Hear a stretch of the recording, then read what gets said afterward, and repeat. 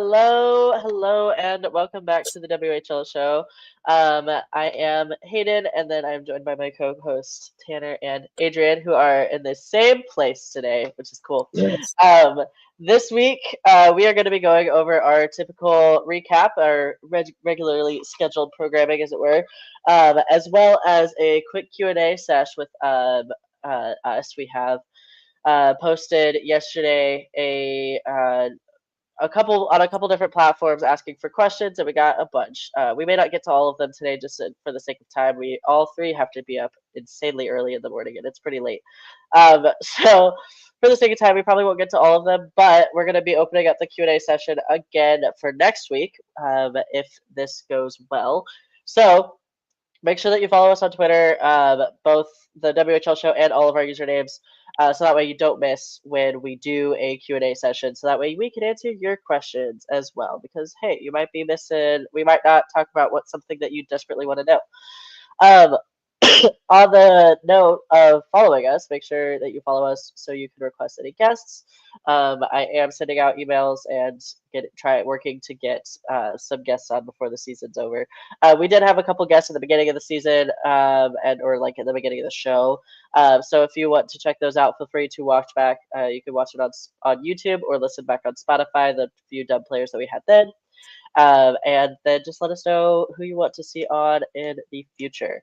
Another quick refresher, I did change my name to Hayden. It is not Gabriel anymore. It does say Gabe in the intro video, so if you're watching this, you definitely saw the different name. But I've updated the social media handles on the screen there to properly reflect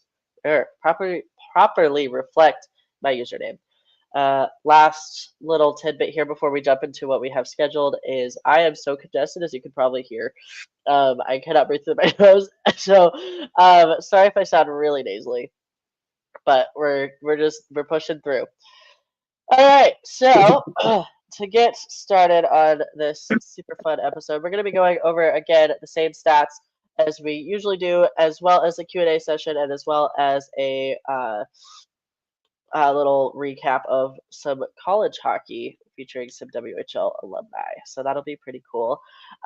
If one of you guys want to launch into, I am on the other week. There we go. If one of you guys want to launch into who our player of the week was, and then the rookie of the week, and then I'll round us out with the goalie of the week. Okay. Cool. I'll start with player of the week then. Player of the week was Hayden Trebecki from Victoria.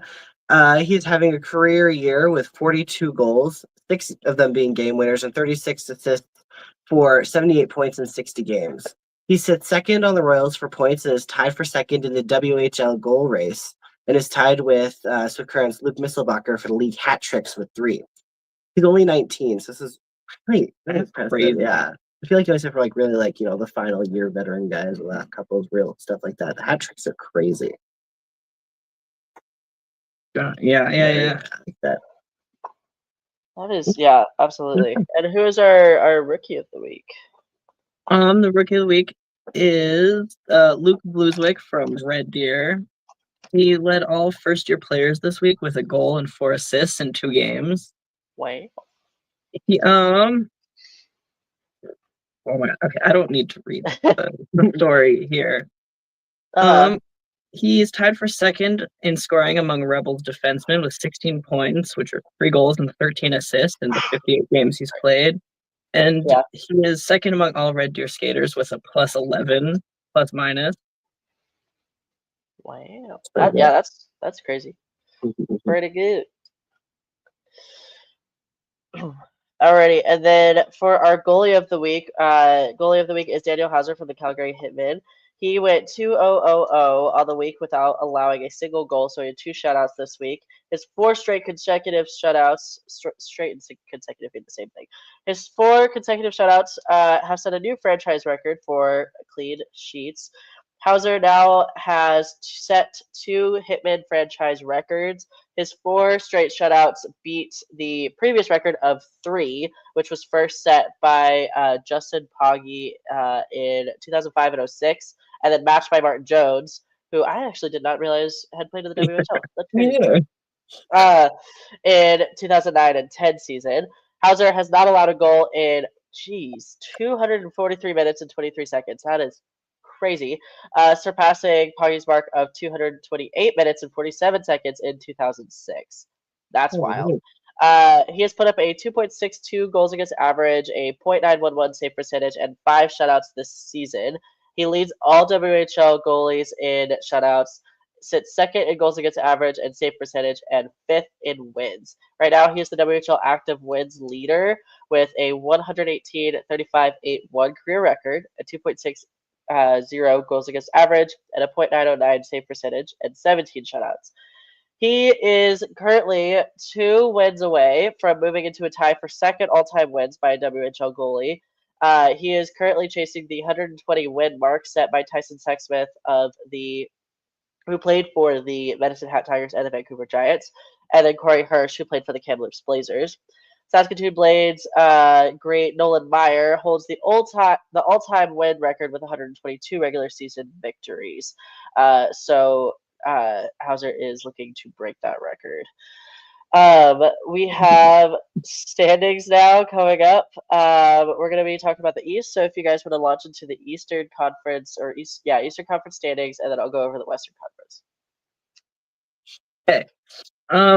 Actually, it's very much unchanged from last week. The Tigers are still in first with their record now 41-17-3-1 for 86 points, and their last 2 games were a 2-0 win versus Regina on the 28th, and then a 5-0 win versus Brandon on the 1st. So they're, business as usual in Medicine right now. In second is the Prince Albert Raiders with a 33-25-1 for 72 points. The last couple games on the 26th, the 2-1 loss versus Lethbridge, and on the 28th, a 5-4 loss versus Edmonton, and on the 1st, a 3-4 loss versus Swift. So a tough week. And then in third is the Hitmen. Still, their record's 39-15-3-3 for 84 points. And on the 26th, they had a 3-0 win versus Swift Current. On the 28th, a 2-1 loss versus Red Deer. And then on the 2nd, just yesterday, they won 7-0 versus Kelowna. That was tough for Kelowna. They had another game where it was like a 9-1 or something. Hold on, something I had like it that. actually. I think they hit double digit. I think they did. But it's been tough over there. I am now that we've mentioned it, I'm determined to find the score. Give me 1 second. Or no, it was the 7-0 that I was looking at. Never mind. Okay. Ignore me. Mm-hmm. Unless am I looking at that? Yeah, I am before that. Yeah, there was another one. I was just thinking of that one. Mm-hmm. So for our Western on our Western Conference leaders, unsurprisingly, is the Everett Silvertips with 91 points overall this season. They have a 42-11-4-3 record. The Medicine Hat Tigers, as we just mentioned, are slowly catching up with quickly catching up, I'd rather say, with 86 points. They're only 5 points behind, which is crazy. That's crazy. It's wild. So because we had such a differential between the first and the second place overall with the Silvertips. But they are still in first. And then their last games last week, on the 28th, they had a 2-1 win over the Seattle Thunderbirds. And then on the 1st, they had a 4-2 win over the Vancouver Giants.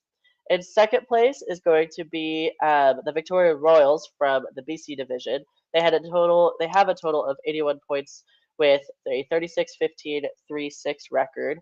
Their last 2 games they saw on the 28th was a 6-5 win over the Portland Winterhawks. And then on the 1st was another win. It was a 4-3 win over, again, the Portland Winterhawks. Again, back-to-back wins. Victoria played so many back-to-backs. I think, the last episode they played, didn't they play, oh my God, who was it? Prince George, 3 games in a row. I feel like that's been a trend for them lately. Yeah. For Victoria, it was 2 games at least. They might have played them the week before that, but I know for a fact that at least 2 weeks it was only 2 games they played, and they were all wins too. So last week they had 2 games against Prince George. It was a 5-3 win and then a 6-3 win, and then this most current week, or the week before last, I guess, for the other one, and then last week they had 2 games and it was 2 wins, and they were both close wins against Portland. And so yeah, like you're right. They are back. There are a bunch of back-to-backs there. And then our third place is the Spokane Chiefs. They have an 84 points, and because the Victoria Royals lead the BC division, they are uh, in second place there. So the Spokane Chiefs are in third with 84 points. They have right now a 41-18 1-1 record. Their last 3 games also resulted in wins. The 26th had a 4-3 win over the Vancouver Giants. On the 28th, they had a 5-1 win versus the Wenatchee Wild, and then on the 1st, they had a 6-3 win versus Seattle. Also, we have another clinch for playoffs because now we are in getting into clinching season where a bunch of teams are clinching. So the Tri-City Americans have clinched playoffs. So congratulations to them. I'm excited to see how they do. And playoffs coming up, which is crazy that that's next month. I have no idea how we got here so fast. Anyway, player stats. If you guys want to go over the points, who are leading in points, goals, and assists, and then I will round us out on this section with our goalie stats. Yeah. So I think the points are relatively unchanged except for the numbers. So Andrew Crystal still in first place with 116 when last week he had 112. Sorry, Gavin McKenna is still in second, but it's unchanged considering his suspension this week. So he's still at 106. I forgot about that. And Berkeley Catton is now at 101 when he was at 99 last week. So mostly everyone going up a little bit at least. As far as goals go, things seem well. The first two are unchanged, only in numbers. There's so first was Shea Van Olm, like last week. This week he's got 48, and last week it was 47. And then second, Andrew Crystal with still at 42.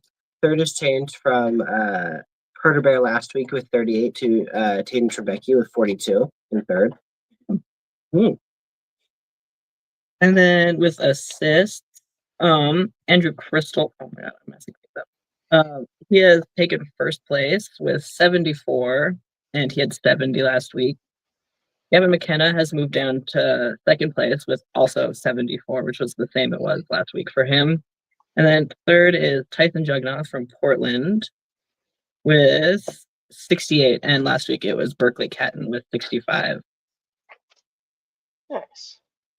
For our goalies, we have in goals against. Sorry, what is happening? In goals against average, in first place this week, it is Harrison Menigan of the Medicine Hat Tigers. He had a 2.61 goals against average compared to last week's goals against average, who was also Harrison Menigan. He had a 2.71.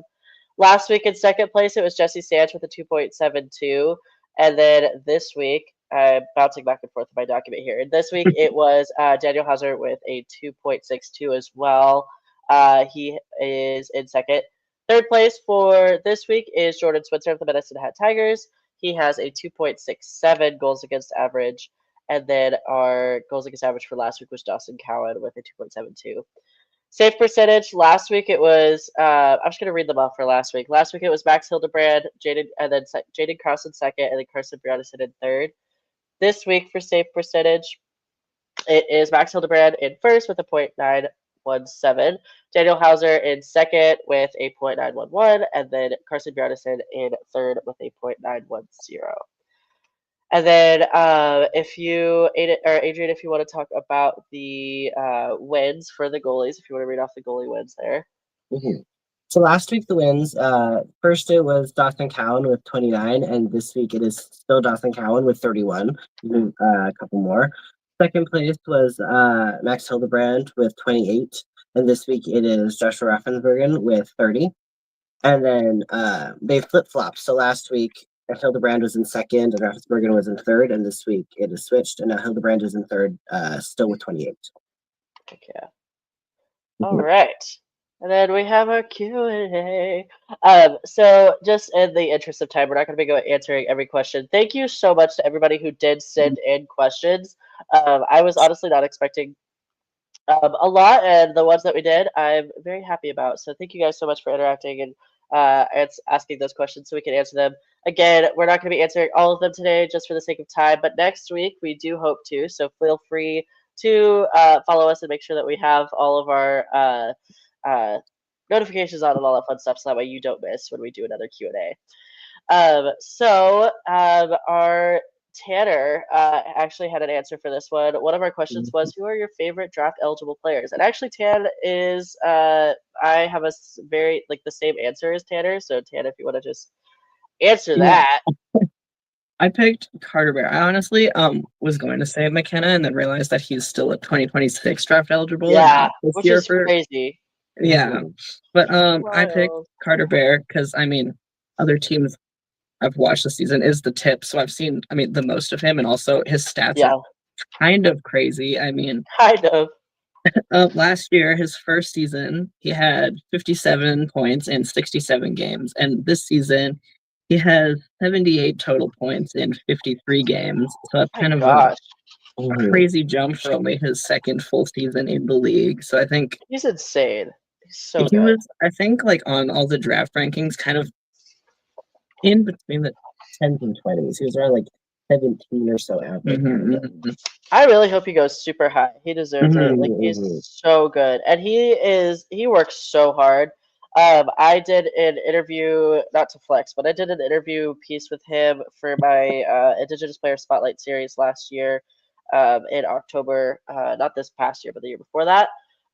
So if you guys want to read more about him, his work ethic, and just how amazing of a player he is, go to the WHL, Area 51 Sportsnet for that feature, because he is just incredible. And that was before this insane season. He was already doing really well as a rookie that year, and then he's just taken off. So shout out to Carter Bear. He's amazing. And then playoff matches you want to see versus what we think will happen. It's a good one. I don't know. Okay, in terms of Western, this is not at all based off of any stats or standings at all.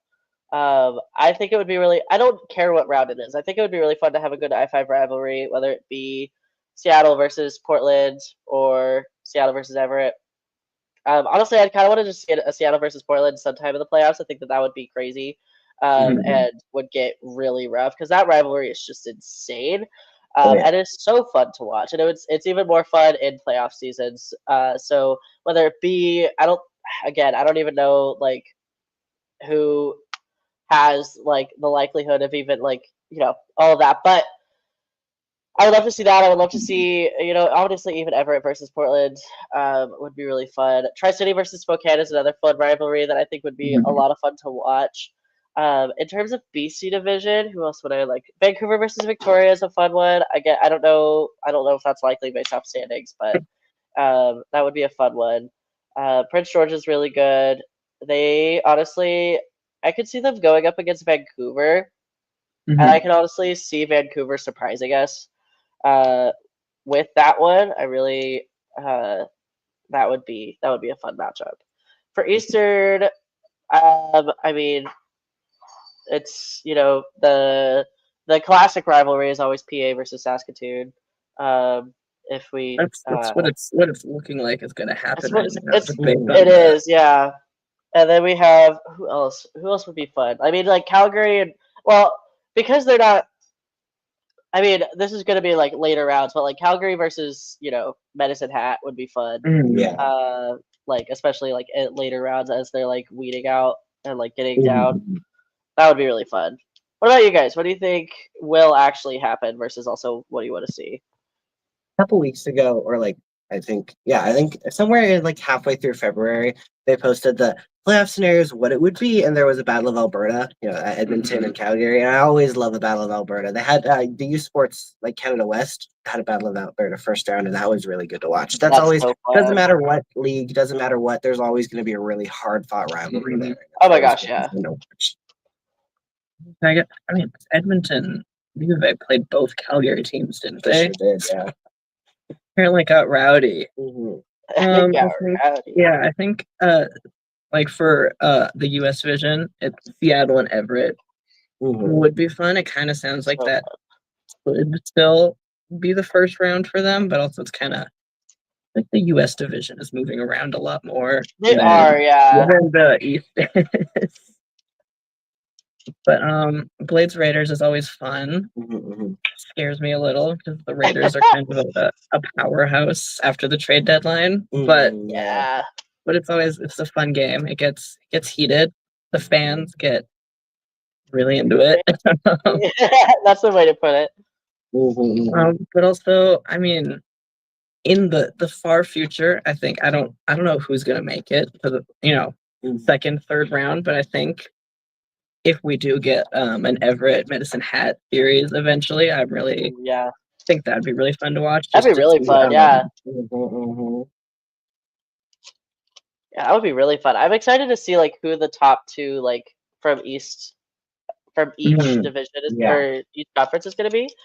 I think that's going to be a lot of fun. I think that like honestly, again, I feel like I'm a broken record with how much I repeat this, but like I'm excited to see how far Everett gets in the playoffs because of their history of being one of the best, if not the best team in the regular season, but then playoffs come around and it just gets worse. So I'm excited to see how well they do in playoffs, and if it does get to the point where it's like, hey, it's an Everett versus Medicine Hat type deal, or even versus Calgary or something like that. I think it would be really fun. And then also like how my cat just bit me. Who could be like a surprise contender for that like final round playoffs thing. That would be also really fun to see. And yeah, I'm just really excited for playoffs. Like I think it's gonna be so freaking fun. Yeah. And I'm really hoping that it goes super well. Can my cat please stop being a nuisance? Okay. Next question. I don't even know. Next time, I think that we should put who submitted the questions and we could like shout out their names. Because I feel like this question deserves a shout out for whoever the heck asked this. If a bear jumped on a trampoline, would it jump on 2 or 4 legs? I personally love this question because I love put it in there. Bears It are was my a bear favorite. question. I'm obsessed. Bears are my favorite animal, and whoever asked this read my mind because I love bears. I think it would jump on 2 legs because bears walk, especially I'm thinking grizzly bears, but most bears will walk on 2 legs whenever they are trying to assert dominance or if they're just being crazy. And so if they are, if you look at a grizzly bear fight, you're gonna see that they stand up on their 2 legs to look intimidating, and they'll jump around a little. So if they're on a trampoline and they're trying to jump on it, I'm sorry, I don't know why I'm so serious about this question. Well, this is a very serious Q&A. So seriously, then I think it would jump on 2 legs. That is my answer. I don't think. I think I'd agree. Yes. Okay, anyway, next back to the hockey. Players doing well versus not as well with their new teams since the deadline. This is a good question. I really like it. There's like so many Blades that were traded at the deadline that I miss desperately. Yeah, so sad. But a couple shout outs that we wrote down in the doc, and I'm sure that we have a few more that we could talk about. But Brandon Lazowski's doing well on the Victoria Royals. Doing really good. Yeah, I feel like I hear his name every time that the Royals are playing, and I'm loving it. He was one of my favorite Blades. So that trade was sad, but I was like, hey, at least he's coming to Victoria. He'll hopefully be closer. And I ended up like missing one of the few games where he's gonna be in like Victoria's and Portland. Which is so sad. But I was in Saskatoon for it, so it's okay. And then Crystal's doing insane. That trade from the Rockets to Spokane, I think that's just kind of a given. He's just been absolutely bonkers so well. I genuinely have I talked about this last episode with Tan. Just like I'm obsessed with that line of like with him, Shea Van Olm, and Catton. And then is Shea Van Olm Van Olm's a forward. Either way, I am just obsessed with that line. And that pairing of Catton and Crystal together is just really, really good. Yeah. They are both Yeah, and I also mentioned this last episode, but it reminds me of the roulette and cat in the line, where it's just Yeah. like it's just Rue was like such a good player, but then he like got on a line with Cat, and then just like that pairing, that duo, just like lit up a spark in his game. And Mhm. not to say that neither like not to, like sorry, words are hard. But with Crystal, when he came over, he was already obviously like such a good player, and had like he was Mhm. at the top of talks. Like he's just so good. But also just like seeing him line it up with Catton as well, I feel like that's really cool. And Catton is just doing amazing. He's not an answer for this since he wasn't traded from anywhere, but he is doing well. Are there anybody else? Is there anybody else that we wanted to shout out or talk about in this? Like who's been doing well on their teams, on like their new teams, or who hasn't performed as you thought they would? Oh my god. I was saying Ben Reich, after Oh being yeah, traded from Saskatoon God, to yeah. Prince George. I feel like, I mean, he was scoring a lot on the Blades, but I feel like he's scoring stepped up, more yeah. No, it's since very- he's been He's traded. another name I've heard so much since Mhm. he got traded to PG, and it's like good for him. good for him. I feel like I had such a list of them. Oh yeah, Hayden Harsani from Medhat to Saskatoon. I mean, he was also injured the Oh yeah, first like, majority of the season, so his stats from this season were kind of like he had 7 or 8 points in 4 games he played. So like, but now he has. I'm gonna pull up his stats. oh yeah, do it. I had them earlier, but now I'm like, That's how it goes, right? Yeah, he's been doing really good, and I find the more that they play with the team and the more they start to meld, the better they get. mhm. And you can Oh really yeah, see how them all together is really working, starting to work. oh yeah. Yeah. So in the 23-24 season, he had 28 points in 68 games, and so far with the Blades, he has 16 points in 20 games. So it's kind Nice. of he is relatively close to his total last season in almost 70 games in 20 games. So I would, I'd say that's a good improvement, despite and also coming back from being injured for so long, he seems to be getting right back into the groove of scoring. Absolutely. Alrighty, our next question: teams that have improved or downgraded since the trade deadline. Um, excuse me. Spokane is definitely top of that, one of the Yeah. tops of the list there. They have just been on fire, especially since that really said roulette, especially since that crystal trade and that cat line that we were talking about just a little bit ago. They are doing so well. And then yeah, Medicine Hat, Calgary, they've been really really gunning for it, and we've seen a lot of improvement from them. Uh, it's just been crazy. Like the second, like they were good, and then the second half of the season hit after the trade deadline. It's just crazy. Yeah, been really crazy. Like also Prince Albert. I feel like they're not talked about as much when talking about teams that have added some pretty good or big players. I mean, he kind of started before the trade deadline, but like bringing in Fabrizi, Kovacevic, like I feel like they've improved. I mean, yeah, they've improved, and a lot of people I feel like are so much talking about Spokane, Medhat, Calgary that like Yeah, here and Lethbridge they've improved, but like they not on haven't quite a ridiculous level. they haven't Andrew Crystal improved, but they sure have improved. oh At yeah, least for the teams I see on a regular basis, especially 8 times a year, 9, 10, whatever it is nowadays. Yeah. All right. So that is a quick rundown of the questions that we got. Shout out to everybody who did send in questions. We do have more that we got. Thank you again so much for those, and we hope to get to those next episode as well as any other questions that you guys have for us. So feel free again, shout out to follow us. And then we are going to finish off this episode with a recap of the Canada West Finals and the WHL alumni. Adrien and Tanner are going to take this away. We're going to be highlighting the MRU Cougars and then the USask Huskies, as well as and just like specifically all of the WHL alumni who played in those finals, as well as the points leaders for each of those teams. Yeah. So if you guys want to take it away there.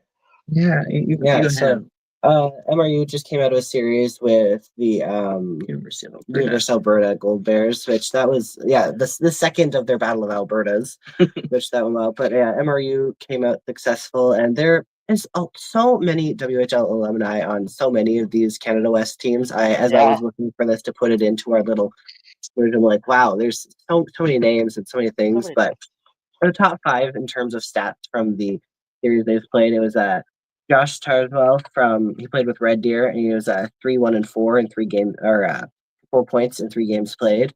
And then Justin Lees, who played with Saskatoon, he had a goal and an assist in 3 games. Pete Patton, who played with Everett, had a goal and an assist in the 3 games.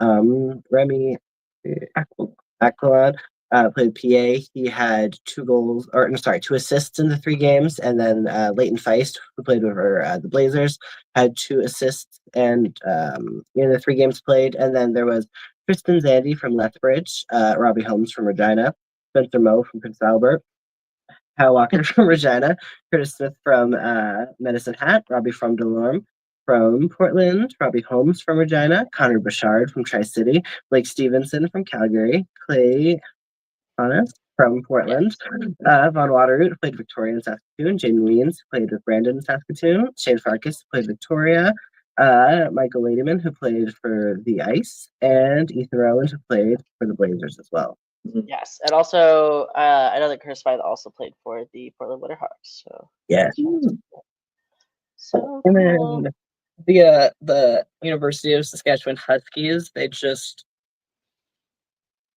played. University of British Columbia, the Thunderbirds. And their top players were Landon Kosier, from Prince Albert. He had 2 goals and an assist in the 3 games they played, which both teams have only played 3 games because they won, I think, their respective divisions. Yeah. So they got a pass in the second. Yeah, the second round, so they only had to play 3 games so far. Dawson Holt from the Regina Pats had 2 goals and 1 assist. Liam Keeler played on Red Deer. He had a goal and an assist. Vince Lasciavo played with the Oil Kings for a goal and an assist. And Trevor Wong from Saskatoon had 1 goal and 1 assist in the games. And other players are Cole Jordan, who played on Moose Jaw, Chase Bertolet, Chase Bertolet. Brett Reinhardt, who played on Saskatoon, Logan Byros from Kamloops, Ty Prefontaine from Lethbridge, Carter Stebbings from Swift Current, Kate Hayes from Spokane, Josh Pillar from Saskatoon, and also Kamloops. Yeah, I knew he played on another. Yeah. Keaton Sorensen from PA, Ashton Furster from Kamloops, Matt Gross from Spokane, Raphael LPA from the Tips, Roddy Ross, who played on the Regina Pats, Ethan Chadwick, who played on Everett and Saskatoon, Ethan Rainier. I'm just, also for Everett, Parker Gavlef, who played on the Pats, and Connor Selesky, who played on Swift Current. And an honorable mention to not Canada West, but Spencer Chagru with the yes. Just had to shout out Shug. So of course. Always. Yay! Love it. So exciting. All right. So thank you so much to everybody who I'm just journaling here. Sorry for me looking down. I'm not on my phone. I'm scrapbooking while we're talking hockey. I love it. But thank you so much to everybody who tuned in this week, whether you are watching live, watching on YouTube later, or listening on Spotify. All of you guys are so appreciated, and we just shout out to everybody. And follow us on Twitter, subscribe to us on YouTube, follow us and follow our podcast on Spotify. Our username on everything is the WHL Show, and then our personal users are also in the description of everything, as well as the little screen if you're watching it. But if you're watching this on Twitter, also feel free to tune in there. and because we share this all the time. So thank you so much. Next week, again, we're hoping to get on a guest next week. I've been requesting. I'm just working on trying to coordinate with teams to get another player on. In the meantime, we are rocking the 30-minute ish episodes even without guests. So thank you again to everybody who tuned in for each who takes half an hour out of your day.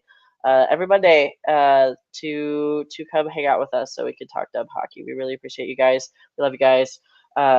And if you guys have any feedback, questions, comments, anything, shout out, feel free to tweet us or message us or anything you want. Yeah. Alrighty, we're going to go ahead and go. And I hope that everybody who is watching has a wonderful night. I'm going to go take some allergy medicine.